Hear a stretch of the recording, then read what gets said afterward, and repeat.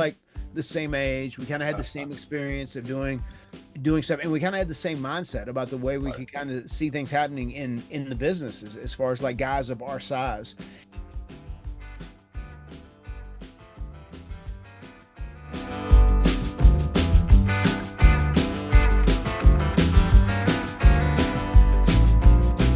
Yeah, it was so fun. Speaking of complimenting each other, you and Jeff and Edge and Christian, you're both about the same experience level, and WWE takes WWF, I believe at the time, takes that chance, rolls the dice, and puts you guys together, really not knowing what type of combination this would turn out, and it turned out to be one of the most iconic combinations ever. Did you guys feel that with those two guys when you were first put together with Edge and Christian? Yeah, yeah. From the very first time, like we could tell whenever we met Christian, like I said, we were in those dojos together, and we end up traveling to Toronto, and we end up stopping by his house for a minute, and like his mom and dad were so proud of him, and oh, we got to go to Hamilton, Ontario because we're starting TV tomorrow, and we talked, and we were like the same age, we kind of had the same experience of doing stuff, and we kind of had the same mindset about the way we Right. could kind of see things happening in the business as far as like guys of our size. And then once we met Adam too, he was like right on the same wavelength. And Jeff and I, as I said, when we got exposure and we were doing tons of indie matches, one of the things Jeff and I did all the time, all over North Carolina, in front of 50, 40, 50, maybe 300 people, we would do ladder matches, and Jeff would put on a mask and he'd call himself Willow the Wisp, and it would be Willow versus Matt Hardy, which I was Surge at the time was my gimmick name. And we would have these ladder matches, and we told those guys in 99, we worked well, Wow. we had great chemistry. We said, you know what, I think if we could ever get to a ladder match between us, because we were very inspired by the Shawn Michaels Scott Hall ladder match at Uh, WrestleMania 10. That was like a big deal. We thought that was like yeah. the coolest thing ever.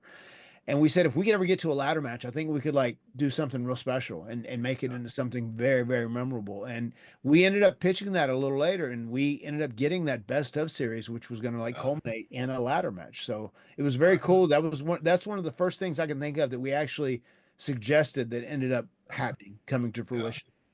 And it was And especially during that time there, that's when you first got hooked up with Michael Hayes too, was with early stages of Edge and Christian and you guys, right? Yeah, that was a little bit before that. We hooked up with Michael in April, right after Mania that year. And then we were with him for probably we expected to be with him longer, but we was with him for probably 2.5, maybe 3 months. And like Well, to tell you the truth on that, Matt, Vince didn't like that idea at all. He didn't like Michael oh, I going know. back and becoming a town. I mean, he was a Oh, deadly against.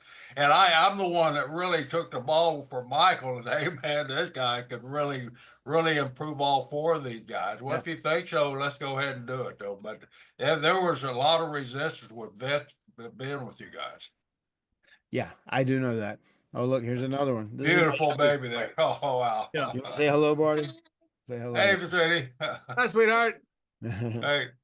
All right, buddy. Let me finish Jerry, up. Yeah. Jerry, I didn't know that. I didn't know there was hesitation by Vince's part to put Michael with him. Well, Yeah, well, Michael was doing commentary that time, and he was so good in commentary. And we didn't. I mean, you look back on those days, we didn't have a lot of great commentators on the show. And Michael was in, and it was taking his time from the commentary desk to be with these guys. And Vince really liked Michael doing what he was doing, on the commentator side of it. So there was resistance like crazy with it. But it was working. When it started working, that's when Vince said, hey, maybe this is going to go somewhere. it was now because I know when we were blessed enough to be able to work with Ron and John, and we were able to wrestle them for the titles in Fayetteville, which is like 35 minutes from where I sit right now, 35-40 minutes, which is the closest thing to a hometown where WWE would come.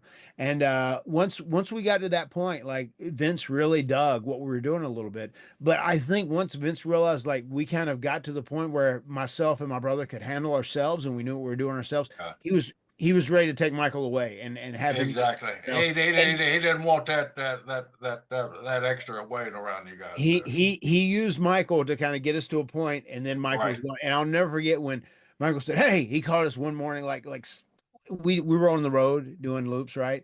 And we had a long 350-mile drive the night before, and he was like calling us at 7 o'clock in the morning. Said, hey, we got to have a team meeting. He said, Vince is going to try and take me away from you guys. We got to stand up for ourselves. And I said, all right, well, we'll come talk. And then we talked. And he said, all right, so we got to just sit down with Vince and we got to tell him. He said, you can't take Michael from us. He's our guy. It's like, well, look, man, I'm new here. Yeah. I'm not gonna. I want everyone to be happy. I'm gonna go along with the flow. I said, thank you for everything you've done. Hopefully it works out. It's probably better if you talk to him. You're in a more senior position than myself or Jeff. You know, as crazy as Michael is, and he is absolutely 100%. No. He is freaking nuts. Yeah. It had to be awesome to be there with a guy as smart as Michael Hayes. I mean, that guy is has a legendary brain for this business. It was incredible. I mean, it was incredible to not only learn from him the fundamentals of the business and like thinking outside of the box. I mean, he there were so many things he said that just clicked. And like if you listen to him, it's one of those things as you hear, and I know new guys don't get they don't get the opportunity to do that much as we did back in the day. If you have the opportunity to be with someone that is so successful and talented and smart, and if you can be in the car with them and drive 350 miles and listen to what they're saying, I mean, that's how back in the day, that's how the new guys learn, right? More than any other way. And we were just so grateful we were able to get those opportunities and do that and share car rides. You know, when we were working on the road, it was 10 nights on and 10 nights on, 4 days off in the beginning, so we spent plenty of time with them. And I mean, we're blessed. I mean, it really was great to know all that. And it was sad whenever he was going to leave us a little bit, but I'll never forget too, is one of the things Vince told us. Vince said, you guys have learned from Michael, you've grown from Michael, but now you got to learn how to fly on your own. I said, and you're ready to do it. And that hit pretty hard. And that was very cool that he had that